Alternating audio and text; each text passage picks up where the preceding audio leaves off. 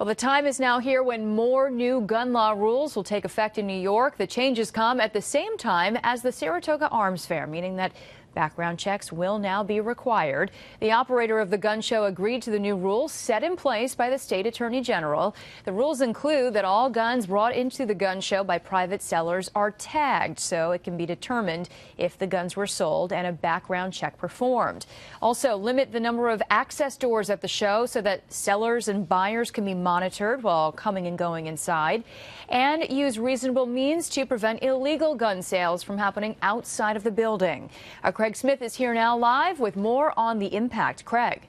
Well, Dory, these background checks are routine whenever someone buys a gun at a gun shop, and now they're supposed to be the norm for all private sales between individuals. The question is, how often, if ever, will they happen?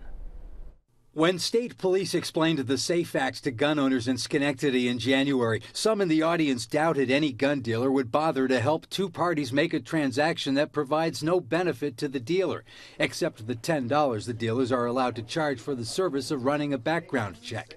Chris Nastke has his doubts, too. The owner of Shooters in Valatie says the time involved filling out forms and checking information isn't worth it.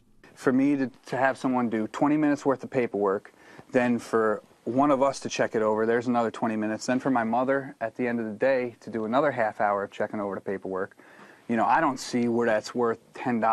Nastke says the fee should be more like $35. It won't matter in his case since he will not be participating in private sale background checks. The law does not require dealers to do it, and Nastke believes that even if he were required, no one would come in requesting it. He imagines a scenario involving a buyer named Frank and someone selling a gun. He's going to get in his truck, he's going to drive his Remington Model 700 over to Frank's house. They're going to discuss it over a beer. The money will exchange hands, and that'll be the end of it, and no one will ever know the difference. And that's just going to be it.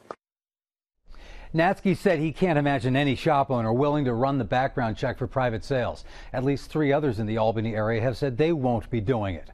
Also, starting this weekend, there's a requirement for physicians, psychologists, registered nurses, and licensed clinical social workers to notify the authorities if they see someone threaten or attempt violent harm to themselves or to others. Greg Smith, CBS 6 News.